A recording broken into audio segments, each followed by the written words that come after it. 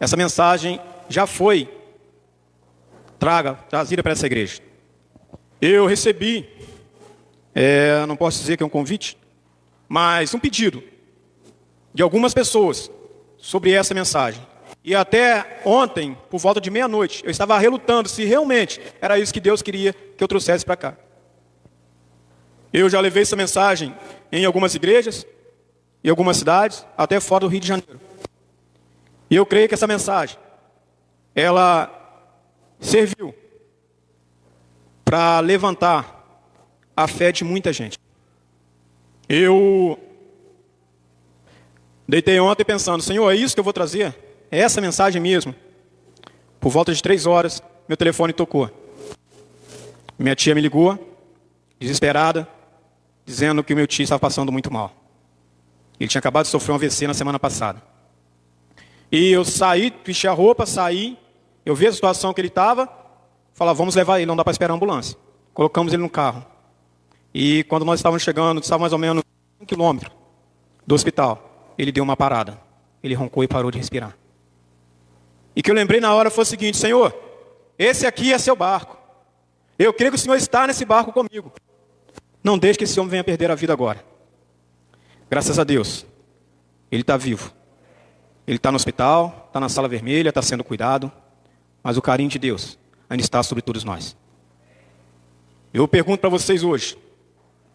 Você já tomou uma decisão na sua vida? Você está seguindo os direcionamentos que Deus está te dando?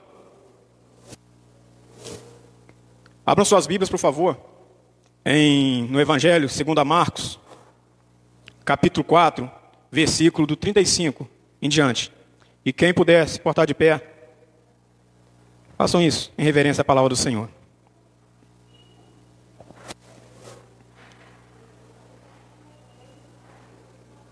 Amém? Marcos 4, 35.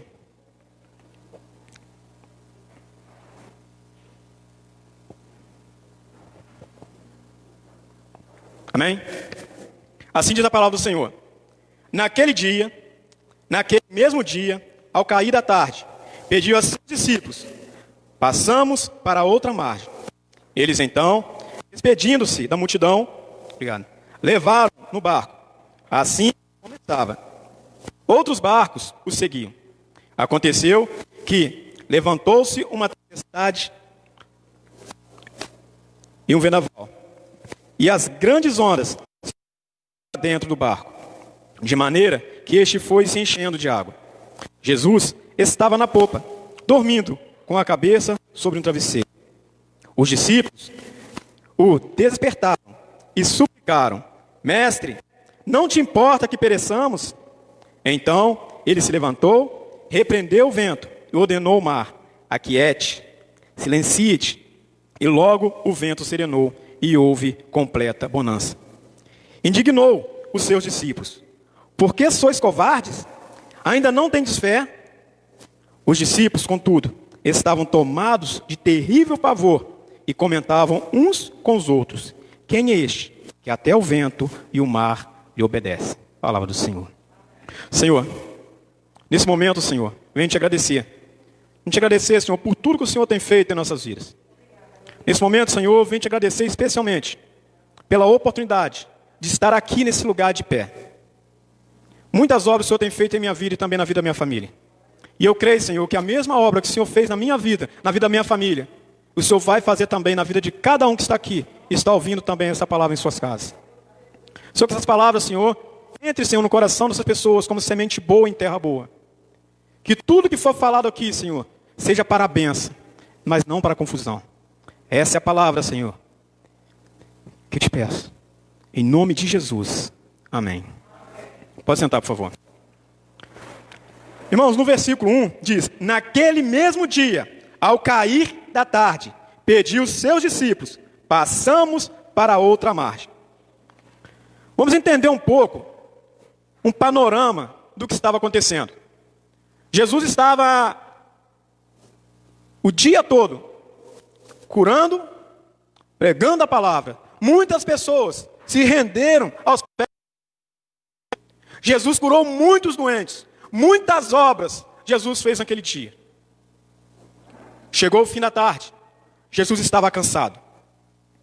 Jesus falou aos seus discípulos: passamos para a outra margem. Jesus deu um direcionamento àquele povo. Os discípulos dispersaram as pessoas, pegaram Jesus do jeito que ele estava, colocaram no barco e atravessaram o mar da Galileia. Porém, para a gente entender um pouco o que aconteceu naquele lugar, a gente tem que saber que aquele mar ele tem o nome de mar, mas ele não é um mar. Ele é um grande lago. Um lago que tem aproximadamente 21 quilômetros de comprimento e 13 metros de largura. É um mar que tem aproximadamente 25 metros de fundura. E também, ele está situado a uns 200 metros, 213 metros aproximados, abaixo do nível do mar. Então, por que as ondas? Por quê? Aquelas águas, elas chegam a uma temperatura até de 30 graus centígrados. Então, ao redor daquele mar, daquele lago, tem grandes montanhas, inclusive o Monte Hermon, que é o maior daquela região. Então, no pico dele, lá no cume, tem várias geleiras. Então, aquelas águas que descem geladas, têm contato com aquela água quente. Então, cria-se um processo, né, natural, aonde cria-se os redemoinhos muito fortes. E esses redemoinhos vão criando ondas até de 3 metros. Até hoje, muitos navegadores evitam aquele lugar. E Jesus, ele sabia disso. Jesus sabia de tudo isso. Aqueles discípulos sabiam de tudo isso. Mas eles receberam um direcionamento. Vamos atravessar o mar da Galileia. Colocaram Jesus num barco. Jesus muito cansado. Jesus foi dormir. Só que aquela tempestade, ela chega do nada. Ela não é como aqui, que as nuvens começam a ficar escuras e vai chover. Não, lá começa de uma vez. Então começou aquela tormenta. O vento começou a soprar. As ondas começaram a bater no barco. E as ondas eram tão altas que estava começando a encher o barco. Aqueles homens receberam o direcionamento de Jesus. Mas eles não reconheceram quem estava no barco deles. Às vezes Deus nos orienta. Deus usa um irmão. Deus usa os pastores. Deus usa o que Ele quiser. Até um objeto para nos orientar. Às vezes nós até seguimos aquilo que Deus nos mandou fazer. Mas no meio do caminho, alguma distração nos faz perder o objetivo ao qual Jesus nos deu. Não perca o seu objetivo. Não perca o seu objetivo. Cuidado com as distrações nas suas vidas. Cuidado aquilo que te tira do foco. Na palavra do Senhor, no seu ministério, no seu casamento, na sua função de filho, de pai, de mãe, de marido, esposa.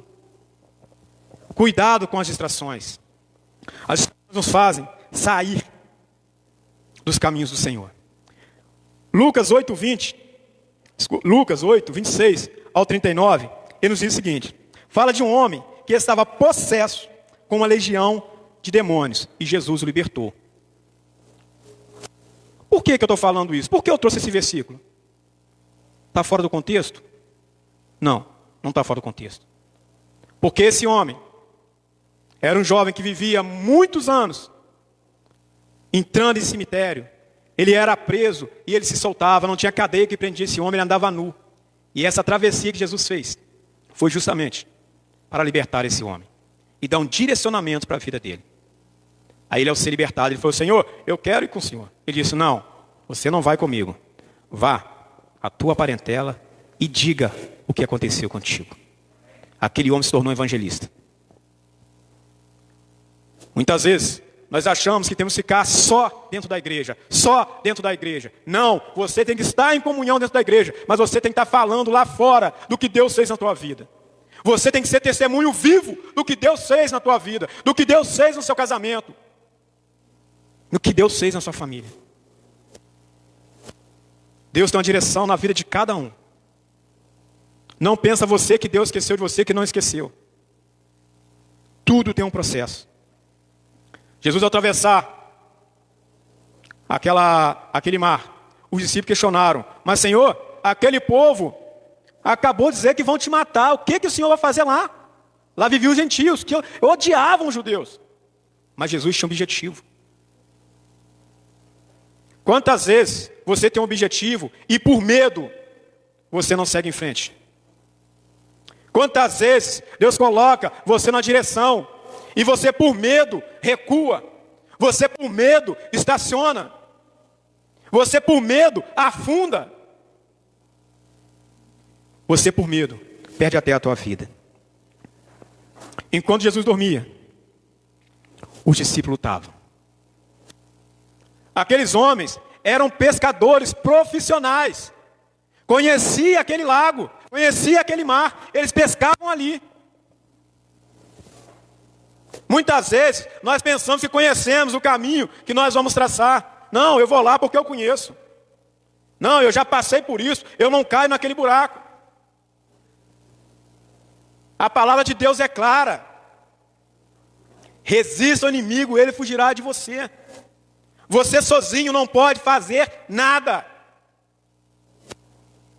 Você sozinho, você entra na tempestade, mas você não sai. Jesus estava dormindo. O que aqueles homens fizeram?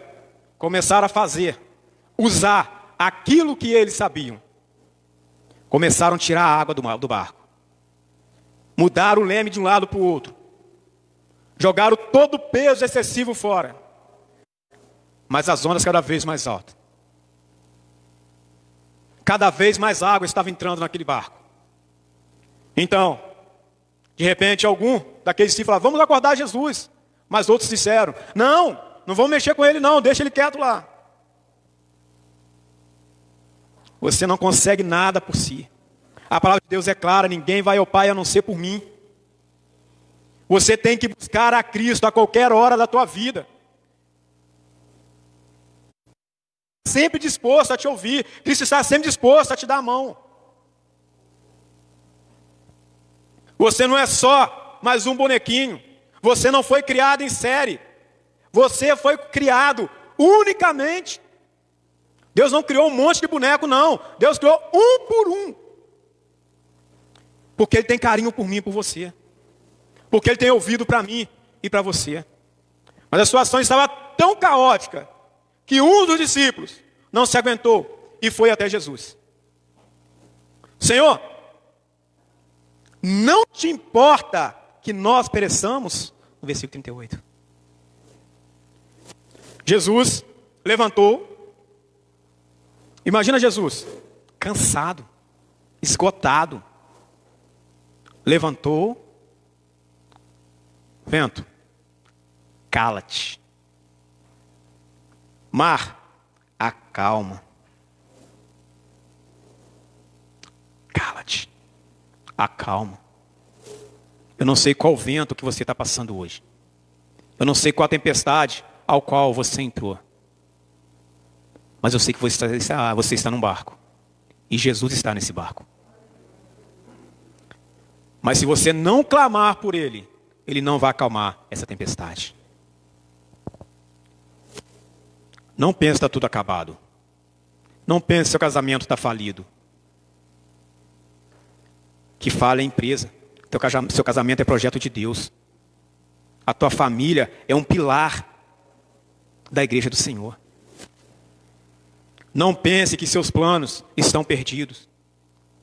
Ora, conversa com Jesus, chame Jesus, grite.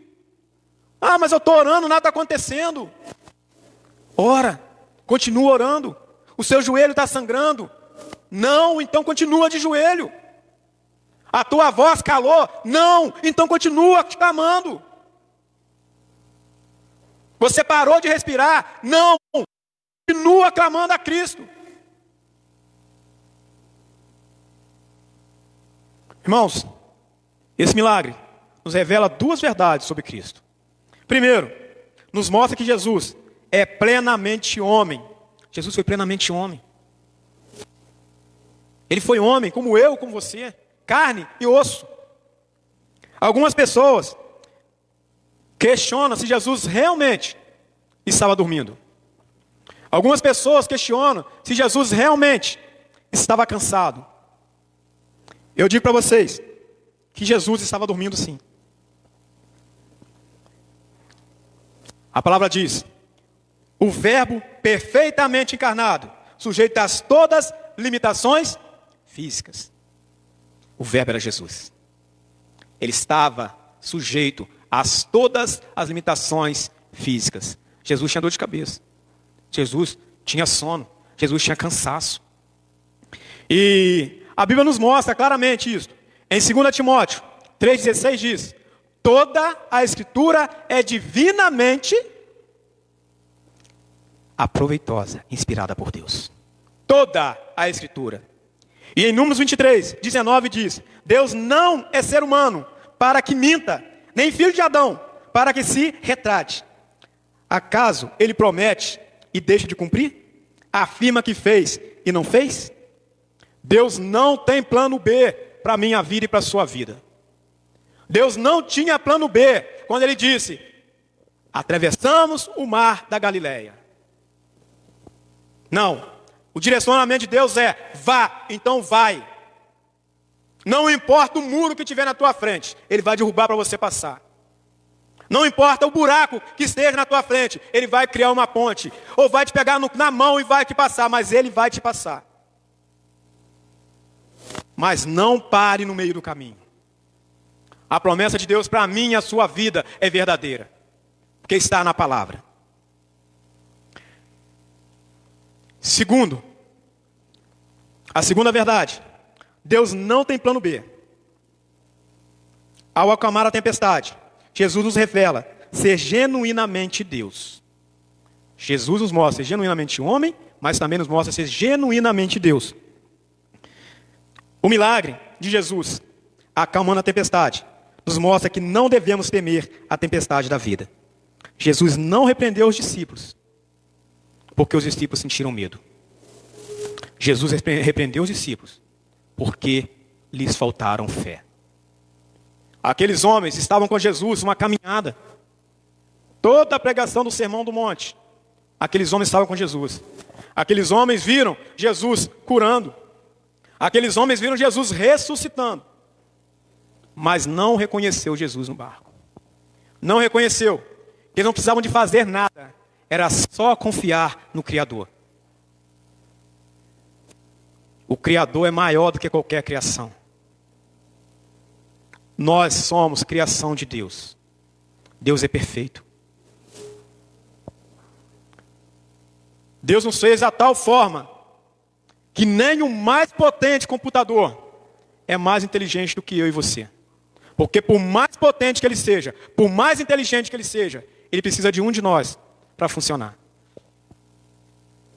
Deus nos fez tão forte que não importa quantas toneladas uma máquina pode levantar, mas se não tiver uma mão nossa, ela não pode fazer nada. Então tudo que você fizer com fé, Deus vai atender e Deus vai fazer. Quando Jesus acalmou a tempestade, Ele cumpriu as Escrituras. Salmo 107, do 23 ao 30, nos diz que o salmista escreveu que o Senhor é aquele que controla o vento e as ondas. Ele faz cessar a tormenta e acalmar a violência das águas. Ele livra das dificuldades aqueles que o clamam na angústia, levando ao seu porto seguro. Lá em Salmos, o salmista já tinha dito o que iria acontecer. Mas aqueles homens que conheciam a lei, conheciam a verdade, não reconheceram Jesus. Agora eu pergunto para você: você hoje está reconhecendo Jesus na sua vida? Você reconhece que Jesus tem um direcionamento na sua vida? Você reconhece que você está sentado nesse banco aí é porque Deus direcionou que você tivesse? Você reconhece que você está sentado na frente dessa televisão, nesse celular, é porque Deus direcionou que você tivesse aí e tem um propósito para você e tem um ponto para você chegar?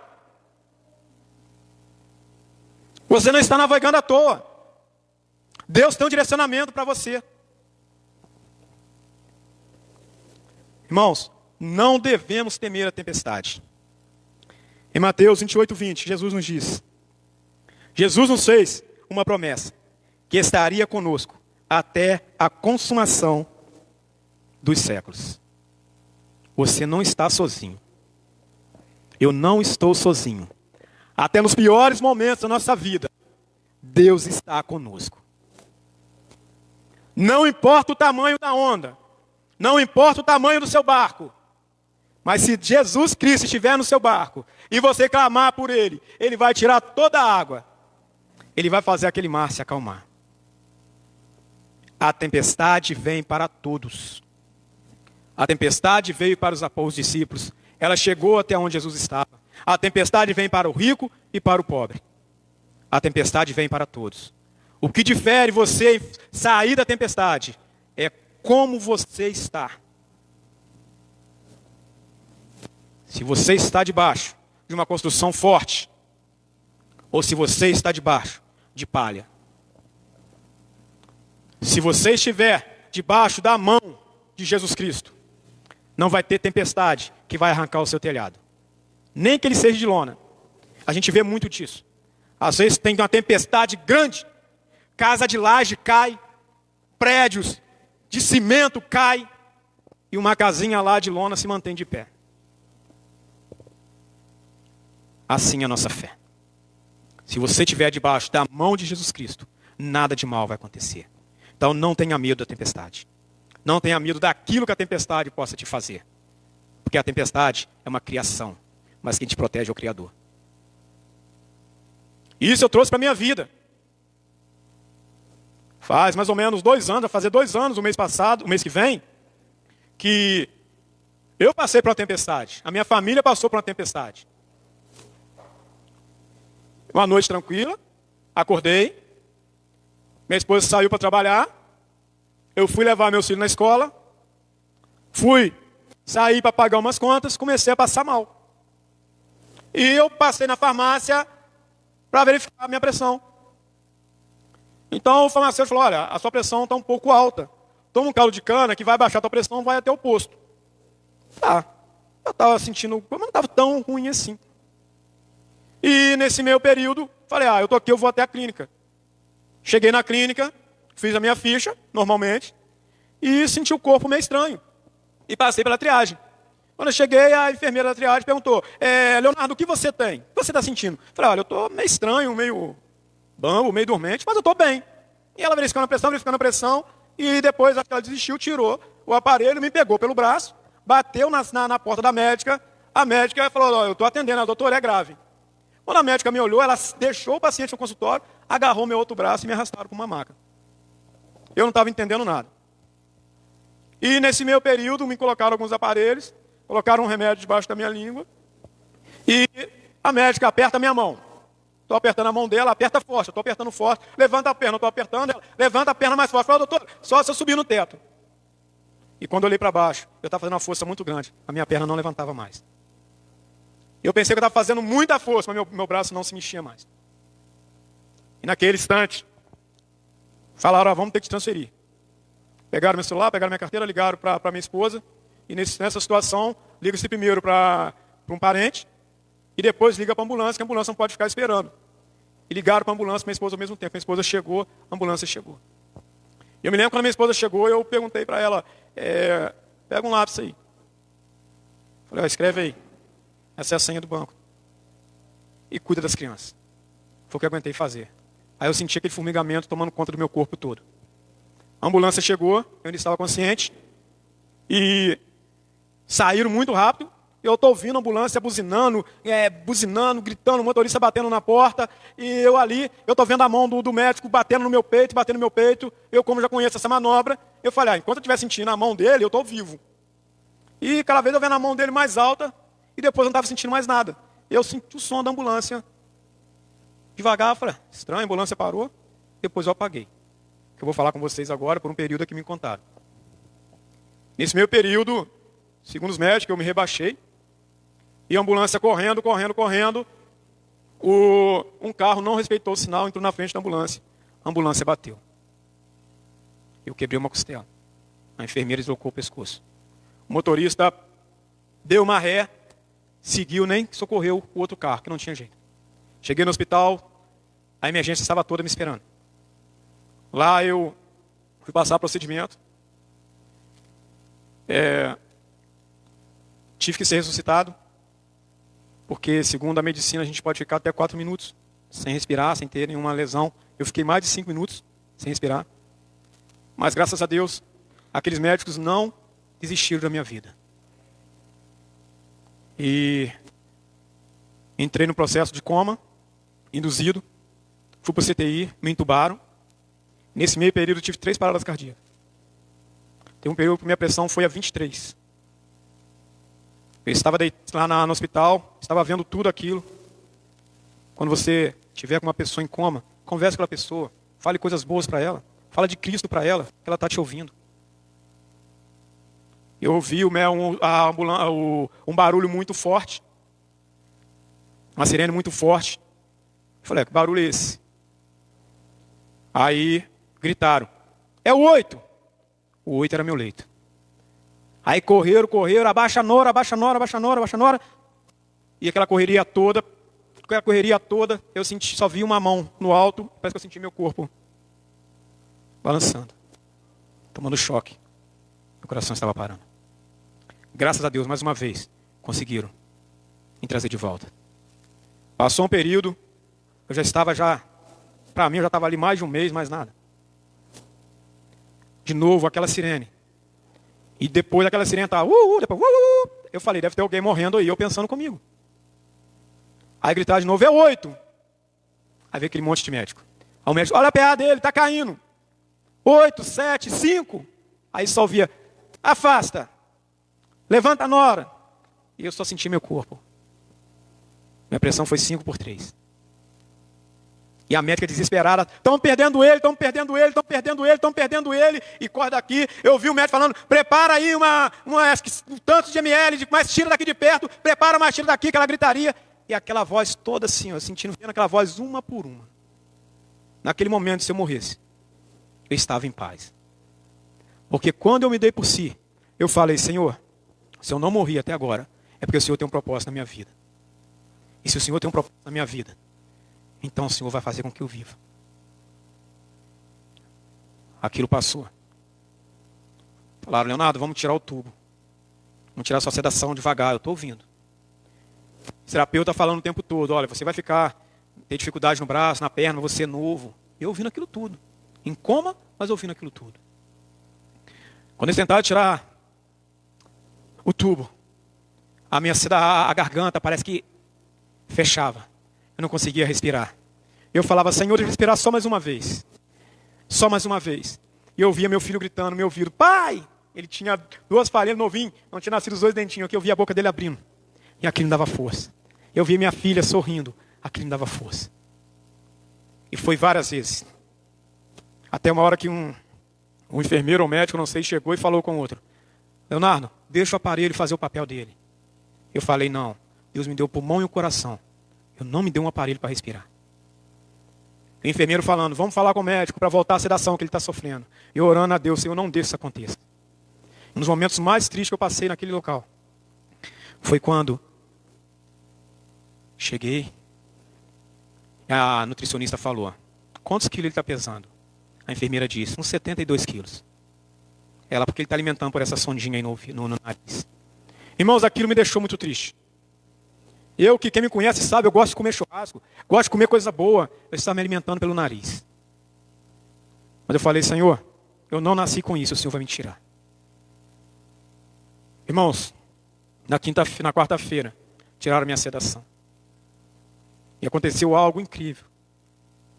Aconteceu um problema no hospital. A enfermeira falou, já pedi minha mãe, já pedi minha tia, quem vou pedir para orar agora? Eu falei, eu oro. Minha voz estava muito fraca por causa do tubo. Ela, você vai orar? Vou orar. E comecei a orar. E naquele momento o enfermeiro estava ajoelhado no chão pedindo perdão pela vida dele. Eu falei, eu não posso perdoar, mas Jesus Cristo pode. Você aceita e reconhece Jesus como Salvador da sua vida? Ele disse, sim, eu aceito.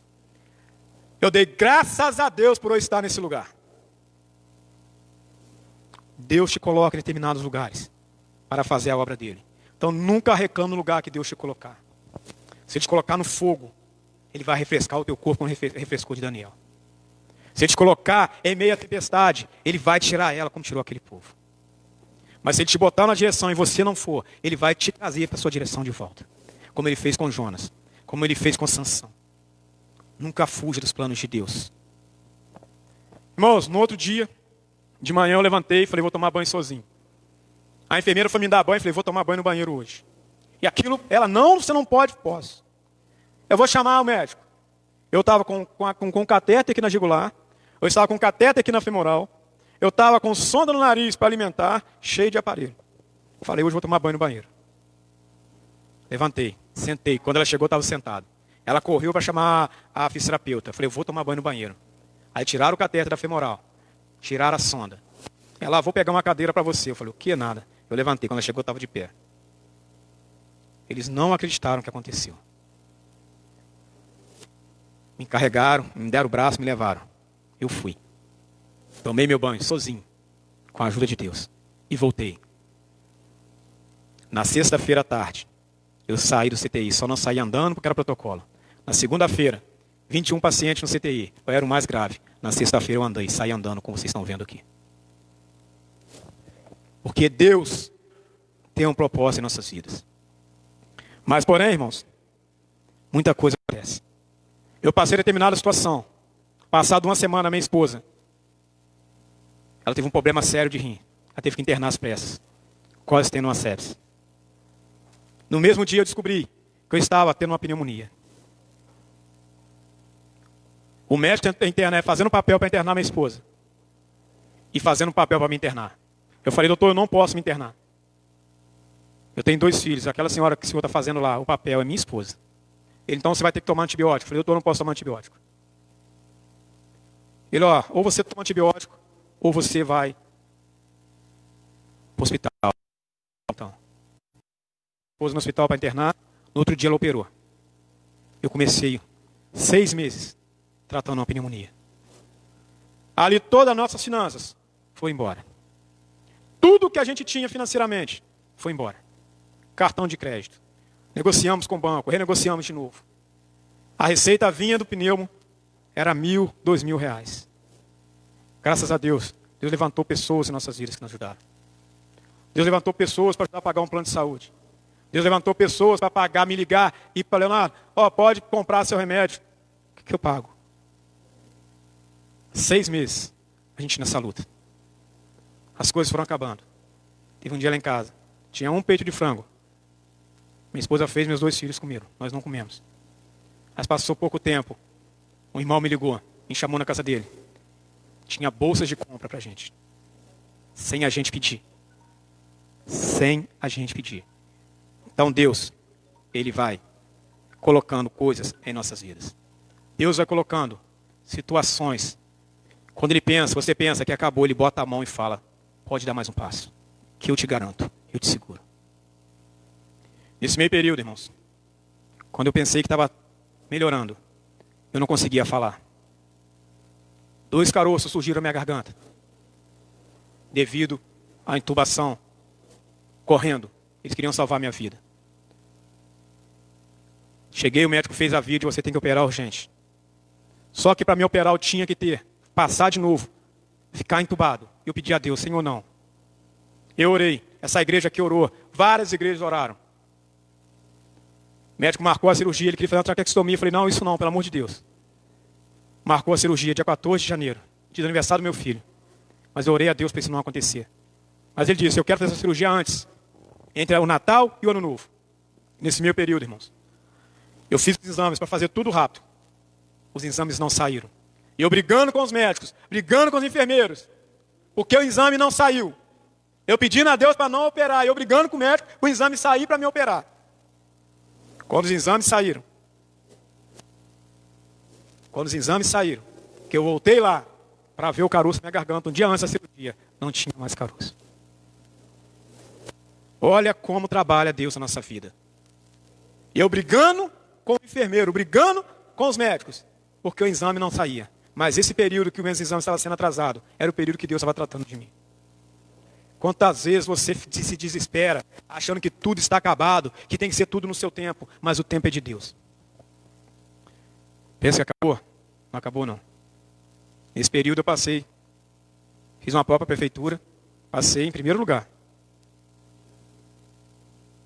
Quando já estava marcado para mim me apresentar, para mim tomar posse, numa terça-feira, sabe o que aconteceu? Eu estava no hospital de novo.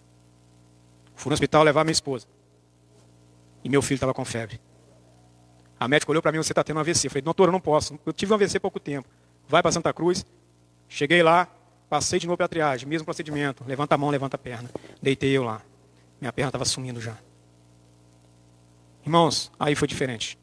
Entrei no hospital andando com meus filhos no braço. E saí numa cadeira de roda. Essa igreja aqui é testemunho que me viu nessa cadeira aqui.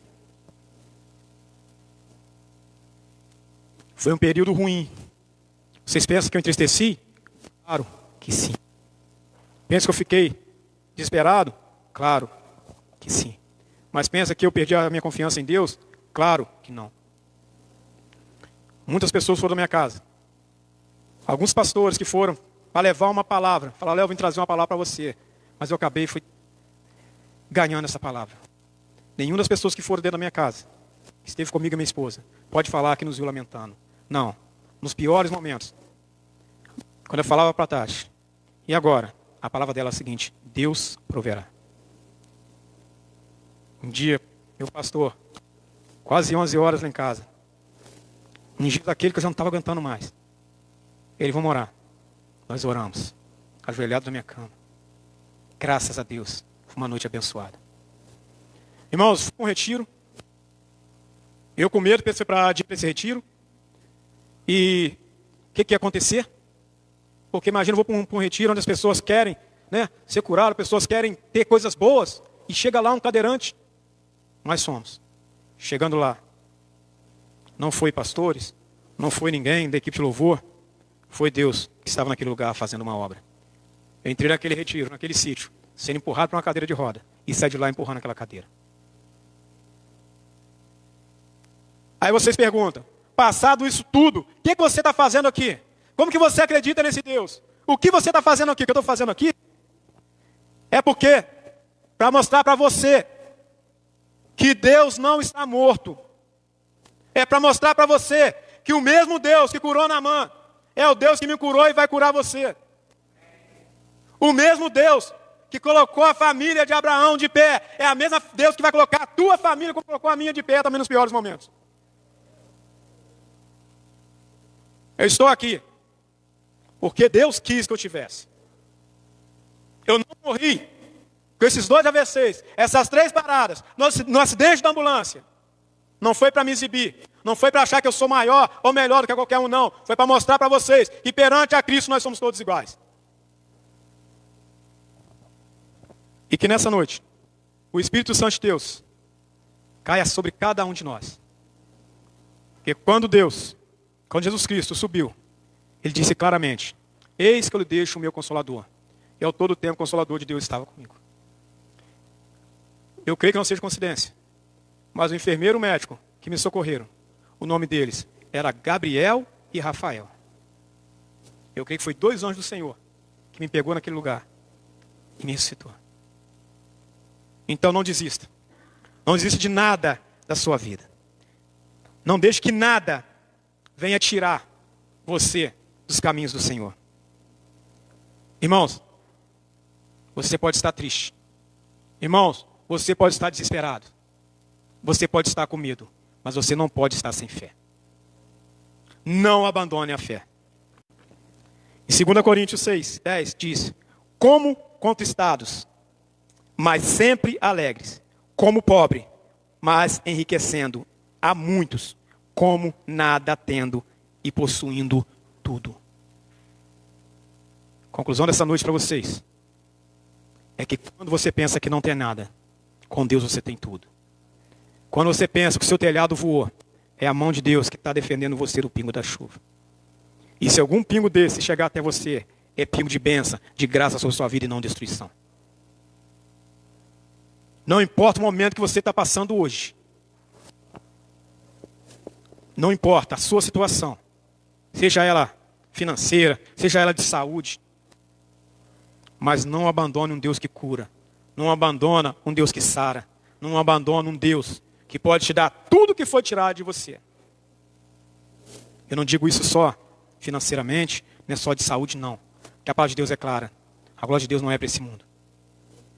Cuidado que você está juntando aqui nessa terra. Cuidado a quem você está seguindo.